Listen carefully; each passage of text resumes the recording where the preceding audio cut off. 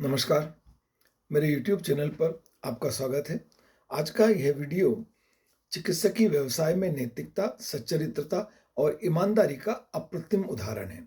यह किसी भी प्रकार का प्रचारात्मक वीडियो नहीं है, बल्कि मेरे सत्य अनुभव पर आधारित जानकारी है, जो आपके लिए है, आपके काम आएगी, ऐसा मेरा विश्वास है।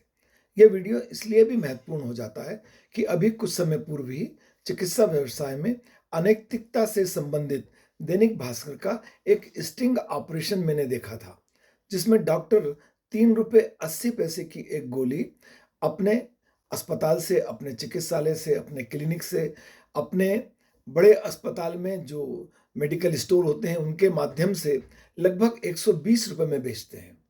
इस स्टिंग ऑपरेशन ने मुझे चिकित्सा व्यवसाय में बढ़ रही अनैतिकता के संबंध में बहुत दुखी किया। इस स्टिंग ऑपरेशन का वीडियो इस वीडियो के बिल्कुल अंत में है। मेरी बात पूरी होने के बाद वह वीडियो प्रारंभ होगा। यदि आपको उचित लगे तो आप वह वीडियो देख सकते हैं, अन्यथा मेरी बात तक ही आप इस वीडियो को बंद कर सकते हैं। महत्वपूर्ण बात जो मैं आपसे कहना चाहता हूं वह यह है कि मुझे प्रोस्टेट की समस्या है। लगभग 2 वर्ष पूर्व मैंने एक डॉक्टर साहब को दिखाया। उन्होंने आवश्यक परीक्षणों के बाद तत्काल ऑपरेशन की सलाह दी और उनकी सलाह को मानकर हम ऑपरेशन के बारे में निर्णय कर रहे थे कि परिवार ने यह निर्णय लिया कि किसी अन्य चिकित्सक से सेकंड ओपिनियन भी लेना चाहिए। तो जब दिन डॉक्टर के पास हम सेकंड ओपिनियन के लिए गए, उन्होंने भी आवश्यक परीक्षण किए और आवश्यक परीक्षण के बाद कहा कि आपके प्रोस्टेट में ऐसी स्थिति नहीं है कि आपको तत्काल ऑपरेशन की आवश्यकता हो। दवाओं से भी आपका काम चल सकता है, ठीक हो सकता है। मैंने बताया कि ये प्रोस्टेट का जो साइज़ है, जो वज़न जो उसमें होता है, वो बहुत बड़ा है और इसमें ऑपरेशन आवश्यक होता है, ऐसा मुझे पता है। उन्होंने बड़े विस्तार से समझाया कि प्रोस्टेट में साइज़ का महत्व कम है। महत्व इस बात का है कि प्रोस्टेट आपके यूरिन के प्रवाह को कितना रोक रहा है, और उनकी बात उचित लगी और इसके माध्यम से हमने उनकी दवाएँ प्रारंभ कर दी। अभी कुछ समय पूर्व क्या हुआ, मुझे घुटने की जो समस्या पिछले 10 वर्षों से है लगातार, उसमें ज़्यादा दर्द बढ़ गया। चलने-फिरने में तकलीफ होने लगी। तो ऐसा महसूस हुआ, ऐसा लगा कि अब इस तकलीफ को सहन करने के बजाय घुटने का ऑपरेशन करा लेना चाहिए।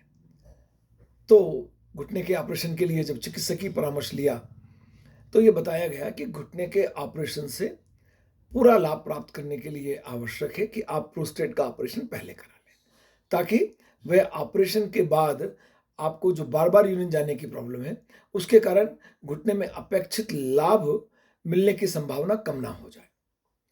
तब हमने आपसी सहमति से परिवारजन ने घुटने का ऑपरेशन बाद में, पहले प्रोस्टेट का ऑपरेशन कराने का तय किया। तब हम उन चिकित्सक महोदय के पास गए, जिन्होंने पहले ऑपरेशन की आवश्यकता बताई थी। चूँकि उन्होंने कहा था कि ऑपरेशन करा लेना चाहिए, इसलिए उनके पास ही जाना हमें उचित लगा और उन्होंने ऑपरेशन की फिर से सहमति दी। पर समस्या तब उत्पन्न हुई जब उन्होंने कहा कि मेरे पास जिस कंपनी का मेडिक्लेम है, वे उसका ऑपरेशन कैशलेस नहीं करते। तो फिर कैशलेस नहीं करते, मैं चाहता था कैशलेस हो।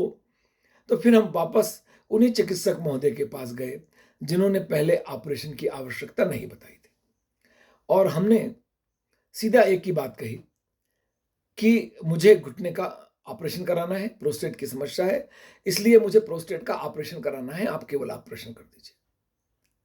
और उन डॉक्टर का नाम है डॉक्टर अभिषेक लड्डा, विशेष जुपिटर हॉस्पिटल, इंदौर।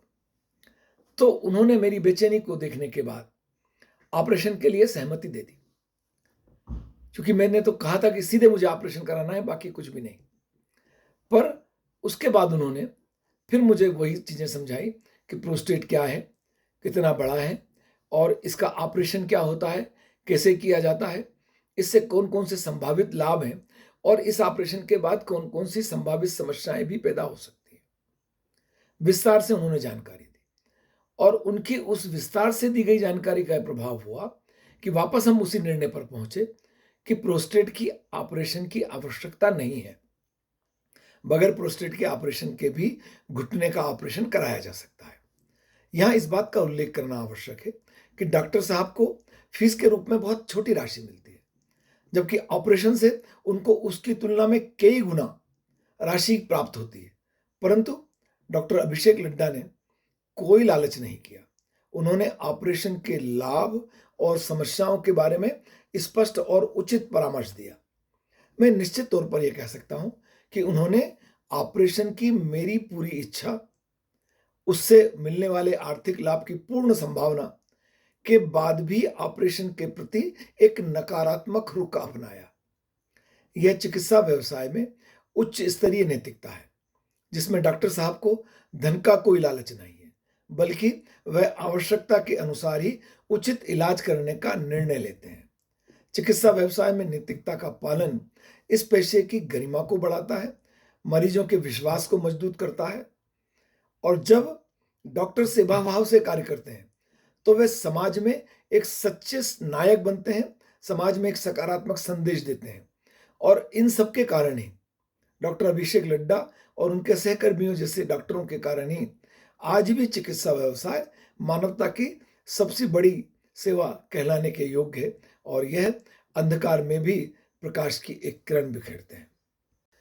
इस वीडियो को बनाने की, इस जानकारी को आप तक भेजने की प्रेरणा मुझे इस कारण से मिली कि हम हमारे व्यक्तिगत जीवन में, हमारे सामाजिक जीवन में जो हमें नकारात्मक जानकारियां प्राप्त होती है, सूचनाएं मिलती हैं, घटनाओं की जानकारी मिलती है, उन सबको हम व्यक्तिगत संपर्क के माध्यम से, सोशल मीडिया के माध्यम से और अन्य माध्यमों से बहुत प्रचारित प्रसारित करते हैं।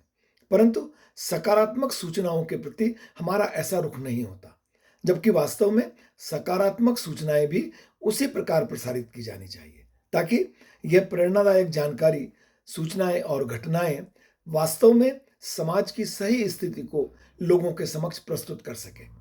चिकित्सा व्यवसाय समाज में एक अत्यंत सम्मानित और पवित्र सेवा के रूप में देखा जाता है। यह केवल एक पेशा नहीं है, बल्कि मानवता की सेवा का एक माध्यम है, और इस सेवा की जो नींव है वह उच्च स्तरीय नैतिकता पर ही टिकी हुई है।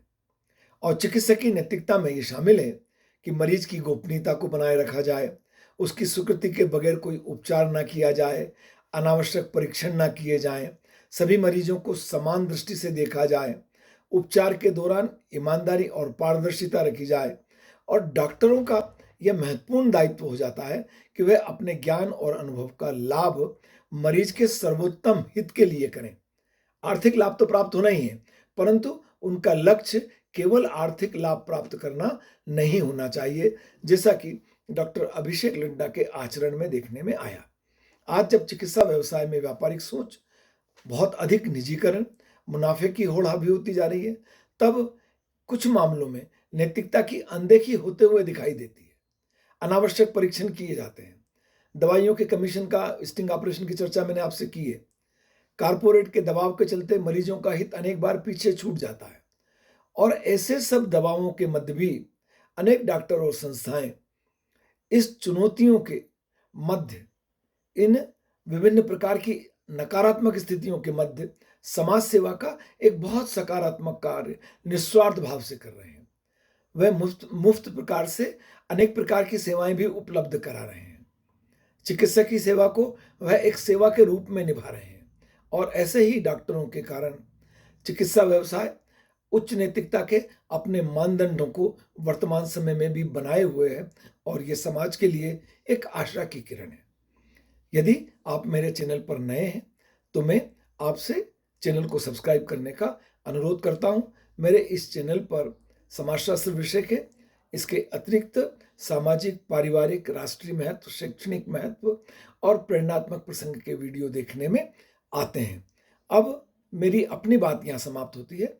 इसके बाद वह दैनिक भास्कर के स्टिंग ऑपरेशन का वीडियो प्रारंभ होगा। यदि आप उसे देखना चाहते हैं तो वीडियो को कंटिन्यू रखें, अन्यथा आप इसे छोड़ भी सकते हैं। आपका बहुत धन्यवाद।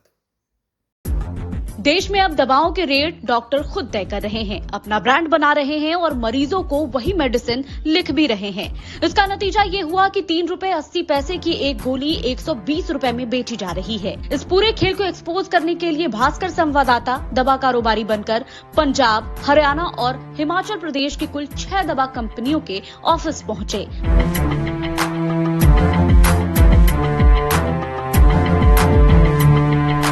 जहां अपनी मनमाफिक MRP के साथ दवा बनाने की डील की। पंचकुला में हमारी मुलाकात एल्विश कंपनी के एग्जीक्यूटिव से हुई। यहां हमें चौंकाने वाली बात ये पता चली कि 38 रुपए की दवा का MRP यहां 1200 रुपए तक कर दिया जाता है। अच्छा, डॉक्टर डिमांड करते हैं कि हमें ऐसा ही प्रोडक्ट चाहिए, हाई MRP है, जैसा आप बता रहे हैं। वो लेती है हमसे 300 डब्बे लेती है, लेकिन हम उनको ही दे देते हैं जी। मतलब हमारे पास स्टॉक नहीं रखते। एक स्ट्रिप का 1200 रुपए में 12,000 का बॉक्स क्यों है? 1200 MRP एक स्ट्रिप। कर्नाटक की पार्टी है सर, वो कितना क्यूटेन पड़ता है? क्या रेट क्यूटेन पड़ता है सर हमारा? 380 पर बॉक्स। नहीं सर, कौन लेता होगा 1200 पर स्ट्रिप? बहुत बड़ी बात हो गई। वो कहते हैं मेरे डॉक्टर लिखते हैं, उनके पास हॉस्पिटल है बल्क। यहाँ से निकलने के बाद हम पंचकुला के रिचबर्ग हेल्थ केयर पहुंचे, जहां marketing executive Richa bulk order देने पर MRP में हेरफेर करने के लिए तैयार हो गई। इनकी बस शर्त यही है कि ऑर्डर के साथ 50% एडवांस देना होगा। इंजेक्शन अगर हम ADTA के साथ करेंगे तो वो नहीं आएगा। अगर आप ADTA के साथ बनाओ तो आपको जितनी MRP रखनी है उतनी रख सकते हैं। चंडीगढ़ के मनी माजरा स्थित स्ट्रिंगरे कंपनी में हमारी मुलाकात मार्केटिंग एग्जीक्यूटिव पलक से हुई, जो भास्कर के कैमरे पर ये कहती कैद हो गई कि डिजाइन और रेट आप तय करें, हम आपके नाम पर दवा बनाने के लिए तैयार हैं। खांसी का जो सिरप। पूरा वीडियो देखने के लिए डाउनलोड करें दैनिक भास्कर ऐप।